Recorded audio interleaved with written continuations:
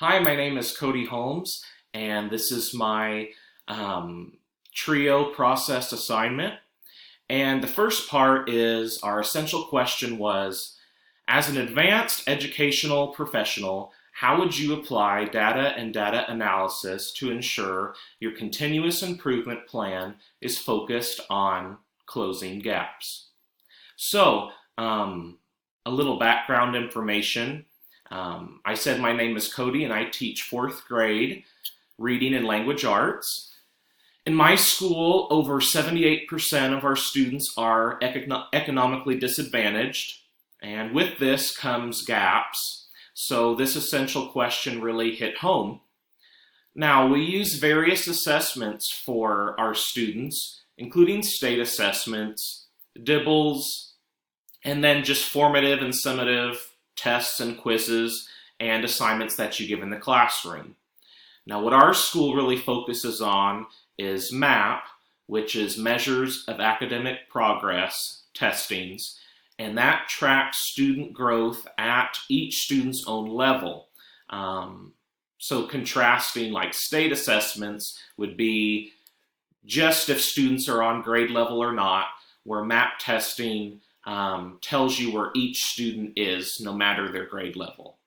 Now, a big part of MAP testing is finding out the levels of where each student is at, and once you have their levels, in theory, you are to use the continuum that it provides, which is a list of skills that increase in difficulty as their levels go up, to see what specific skills that students need help on.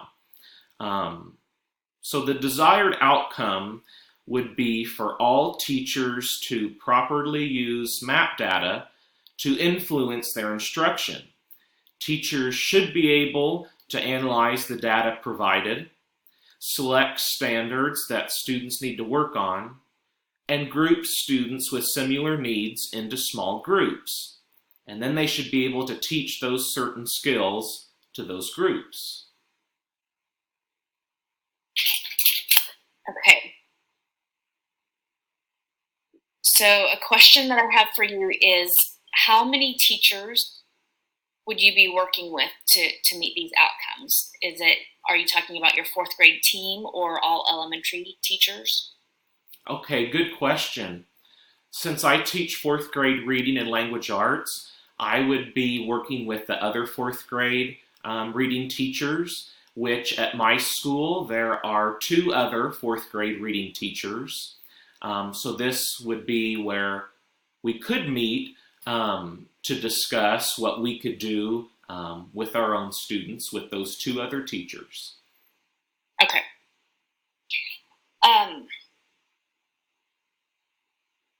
Okay, so I think that's all I'm wondering. So how can I help you with that goal? Okay, so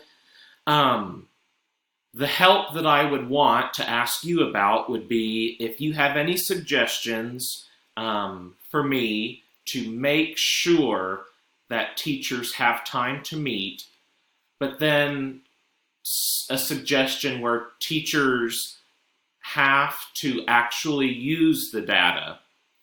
Or do you have any suggestions on how you could group students? Okay. I think, in my experience anyway, for how do you make sure that it's happening? How do you make sure that they're using the data? In my experience, time is a barrier. The structure of the meetings might be a barrier. Whereas you say, here's the data, go take that on. You might need to actually have scheduled time. An administrator, setting that expectation would be helpful, or the fourth grade team leader, if you're that team leader, setting the expectation that it's going to be once a week or once every 2 weeks. And then structure that with a clear vision of what the outcome should be for that planning time, that you have a purpose and that you have set outcomes, and then revisiting that. So as your expectations are that they would be able to select students by students and form those student groups in their classroom. Then the accountability piece is, maybe if it's meeting every 2 weeks, then you're coming back at that next meeting and talk about, okay, how did you structure your groups based on what data, and maybe a shared Google document for that between the grade level teachers would be helpful in sharing that information and having a piece of accountability that is not intimidating, just sharing information and sharing ideas with one another. Would that be helpful? Yes. Some of the ideas that you gave that I found were most helpful were having our principal give the expectations, or the lead fourth grade teacher give the expectations that at this meeting we will be looking at data and we will be looking at how we will actually use that. And I also liked your other piece of making sure that there's accountability. So if we would set the expectations in the meeting to do that, then at the next meeting, like how you gave the idea, we could then report back on what we did and if it worked. So I really appreciated your ideas. Those seemed like some things that I could take back, and that would be helpful. So good. Thank you so much. You're welcome. I hope that works for you.